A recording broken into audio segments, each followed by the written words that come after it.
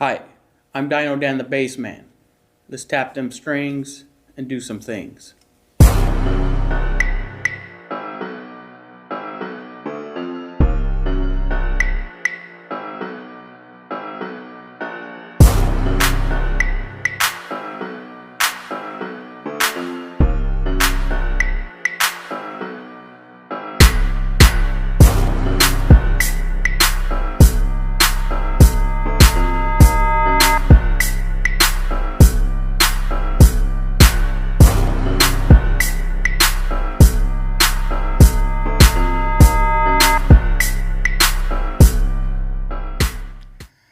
Hey, Dino Dan here. Today we're going to look at the Spark app. You might be saying, what's the Spark app? Well, it's the app that goes with the Positive Grid amps and different electronics for your bass or guitar. They have an app called the Spark app, and today we're going to take a look at that. I'd like to apologize for the late video. I originally tried to make this video by using a screen capture function on my tablet, and let's just say it didn't work out. Got a little frustrated, and I just could not get it to work. So excuse the video quality, but I really think this type of video would be great for beginners like myself to help us look at more fun and innovative ways that we could practice using drum beats, using music from the internet, and things like that. So, hope you guys enjoy it. It's a quick video, but I really think somebody might like it out there. So, leave a comment. Let me know if you like it, and if you'd like to see me do a review of the Spark 40 and the Spark Cab. These are both separate units that Spark makes. The 40 has tons of features in it, and then the Cab is like an extension cab that you can also plug a few different instruments in it at the same time if you're doing like small venue gigging and stuff like that. So let me know if you'd like to see that. This is Dino Dan the Bassman. Let's tap some strings and do some things. Alright, Dino Dan here. I'm going to show you guys the Spark app and how could it help you practice even without having the Spark amps that goes with it. So there's the icon. Sorry about this horrible shot. Again, technical difficulties. So basically, when you start the Spark app, it'll show you something like this. If you have the amps and you're hooked up, it'll show you your setups. But this is just how it starts. Don't be confused by this. In order to use it to practice, what we're going to do is we're going to tap this music note looking icon, and what that's going to do is going to take you to a section where you could do a bunch of things. Okay, so I'm going to start off with top down type stuff. What you could do is a simple, if you just want to kind of warm up, practice some rhythm, some simple beats, you can hit any one of these quick jam sections. And I don't know if you guys can hear that. I'll turn it up a little more. Alright, see that? So it basically starts playing a drum beat. And Mr. Rock Guy here, he has several different drum beats he'll provide. So for beginners, if you just want to do something like this, where you pretty much just bounce between the E and the A, and you kind of help out and develop your rhythm. You might say, well, that's too fast. So to edit that, you hit that, and you can slow it down here, okay? So, of course it's not. Why would it work correctly? There we go. So, you could slow it down, you could speed it up. Works a little better on the phone. This is a tablet I have. With the phone, you can manipulate this a little better. So if you want to really slow it down, if you wanted to transpose the notes, you could do that. And as you do that, it'll actually change the notes in here. So it'll also transpose for you also, which is really cool. So you could practice and jam to this and work on your timing and your beats with various different types of drummers. You could do a bluesy one. Do-dum, do-dum, do-dum, do-dum, do-dum, do-dum, do-dum. So anyways, you get what I'm saying.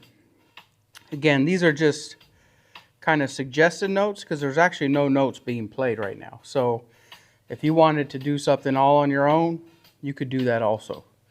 You don't have to do these notes, but you get what I'm saying. And again, there's a variety of different beats per genre, per gender. So that's kind of cool. That's one segment to the Spark app. Another segment I want to show you is the segment where you can look up songs. So this is what I'll do in order to get ready for a set list at church. I'll look up like an acoustic version of Our God. That's what that said right there. I know it's blurred. And you search it, and then you tap it. So we basically, they're going to pull up a YouTube video and the notes that goes with it. So if you know you're practicing a song in a certain key, you're going to want to look for that key in the search when you search for on the video. If you're just jamming, you just want to practice anything, you just look for a video and practice. And so what's cool about this is, so it's going to show you the chords, it's going to show you the notes that are being played. And again, if you're learning it, you need to slow it down. You could really slow it down. If you're learning a certain part of it, you could loop, and it'll give you a choice how to loop, what to loop. So that's kind of cool also. So this is really helpful. Again, when you're just learning, it's helpful to play with actual music going on. Come back here. There's a lot of suggested stuff. One of the really cool things I like are these jam tracks. They're very cool. So I basically look up a no bass jam track.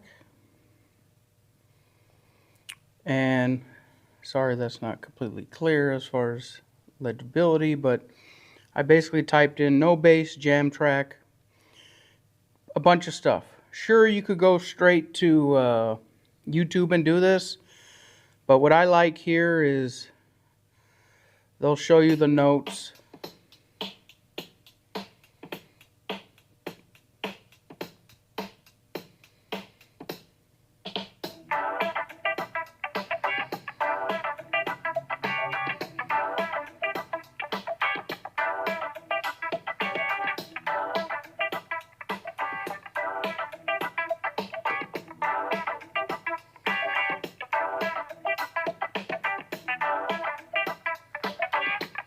So just hanging on that E, you could do some fun stuff with that.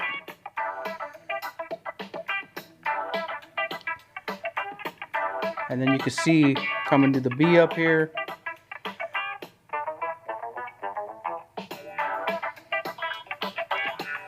So you guys get the point, and they have everything from funk to rock to blues to just tons of stuff you could play around with. It's really fun.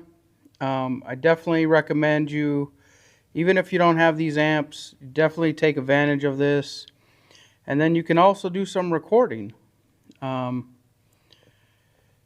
could have yourself on there, and you could record yourself. You could add music, so you can import your own music. Smart Jam. You can import Smart Jam.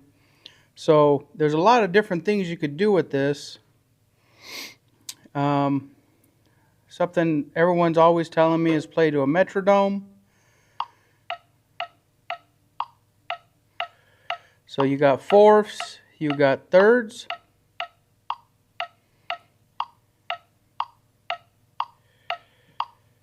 And then again, you could tap that for different speeds. So that's another helpful thing there. You can hook up your Spotify to this. You can hook up your Apple Music, Spotify, your Apple Music. It's just a lot of things you could do with this app that, again, you don't need to have the actual amps to take advantage of that. What I will show you here is it is a little better to use this app in a profile like this. Alright, so it's a little easier to use it in this format because when you do go to a song, let's go up here, I'll go search, it'll pull up a song.